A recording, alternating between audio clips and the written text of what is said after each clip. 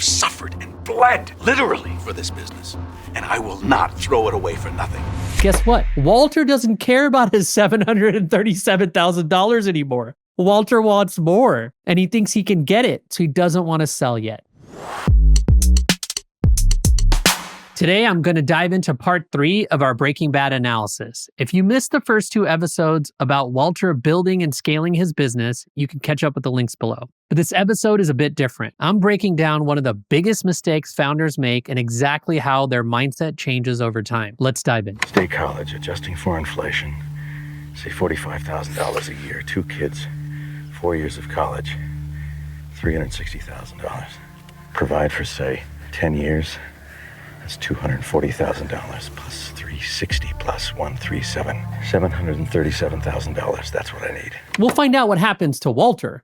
But in real life, you should have a goal for your business, which then ladders down into your success and the amount of money you can make. Whether it's, I want to build $1 billion business. Hey, good luck. But that is something more long-term to think through. Or I want to, make a dent in the world. That's what a lot of people say. I want to change the world. Okay, I got it. But in this case, this is almost like very short-term thinking that is very personal and doesn't really align with completely your business. So why didn't he just aim higher in the first place? And that's kind of what I wonder about some founders who I hear say this, that it's like, hey, I just want to make this amount of money and I'm good and I'll be happy for this reason or that reason. It's never the case. If you ever get to a spot to be very successful, your ego can get in the way, but you might not know why. In these scenes, we understand exactly why, so hopefully we can all prevent the same mistake that Walter's making. Mike's connection won't buy mine and Mike's shares of the methylamine unless he gets your share too. He wants the entire 1,000 gallons. Absolutely not. When you started this thing, did you ever dream of having $5 million? I know for a fact that you didn't.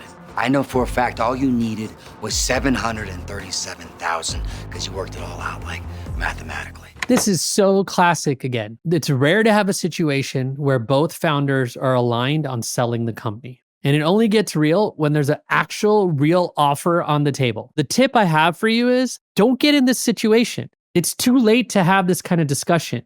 Instead, do a pre-mortem, which is essentially the idea of if X, Y, or Z happens, what do we both care about? Because then you're not getting into these weird reminders about the past and all that, because guess what? Walter doesn't care about his $737,000 anymore. Walter wants more, and he thinks he can get it, so he doesn't want to sell yet. We could have it tomorrow.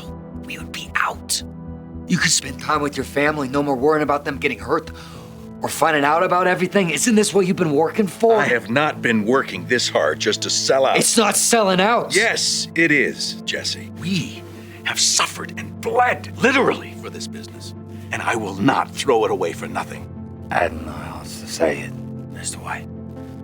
$5 million isn't nothing. This reminds me of something very specific that I like to talk about to founders who have found success and are entertaining these kind of offers. At every startup that's successful, there are peaks of value.